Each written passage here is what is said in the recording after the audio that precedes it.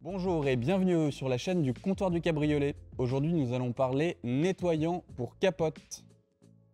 Alors le premier produit, c'est le produit Racktop. C'est un produit américain qui est adoubé par Hartz, qui est le premier fabricant au monde de toile à capote. Et le deuxième, c'est le produit Renovo, notre best-seller. C'est un produit anglais à base aqueuse. À base aqueuse, cela signifie qu'il n'est pas nocif pour l'environnement. Nous allons faire un 50-50 pour établir qui des deux produits fonctionne le mieux.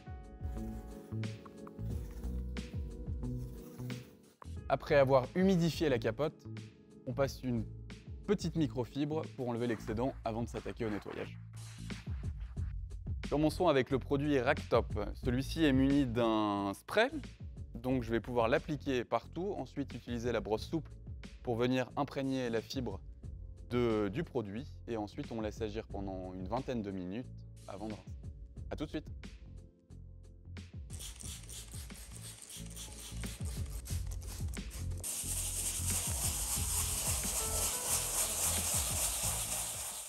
Deuxième test avec le nettoyant Renovo spécial pour le vinyle.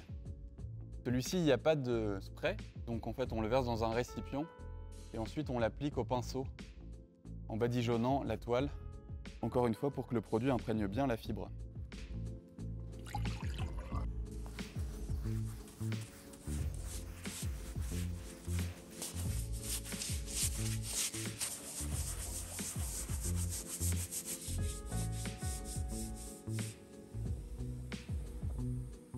Donc après avoir nettoyé cette capote de Golf 1, on l'a rincée et elle a séché à l'ombre. On peut bien observer l'efficacité des produits puisque ici en fait on arrive à matérialiser un peu là où était le ruban de masquage.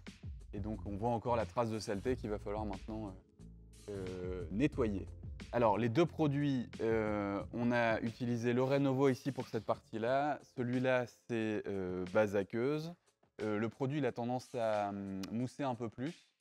Maintenant, la petite contrainte, c'est qu'il faut utiliser un petit bac avec un pinceau pour l'appliquer. Et puis ensuite, on vient frotter énergiquement, plutôt en formant des ronds pour décoller et désincruster la toile.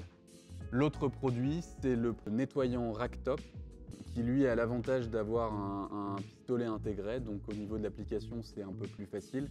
Maintenant, celui-là n'est pas à base aqueuse, donc comme vous l'avez vu sur la vidéo, on a plutôt bien protégé la carrosserie pour éviter de l'endommager si trop de produits tombaient sur celle-ci.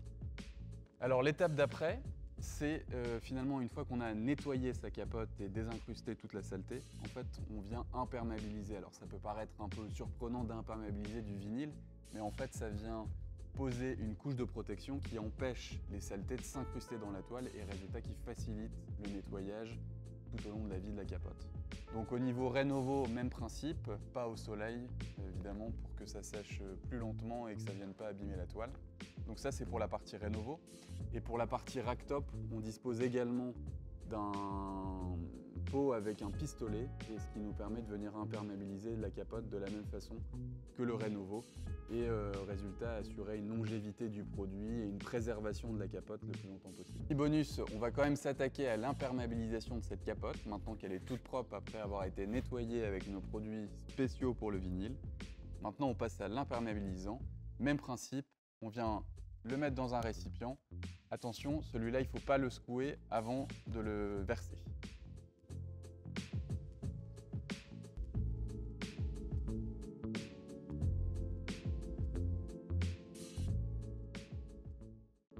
Ça y est, l'intégralité de la capote a été imperméabilisée.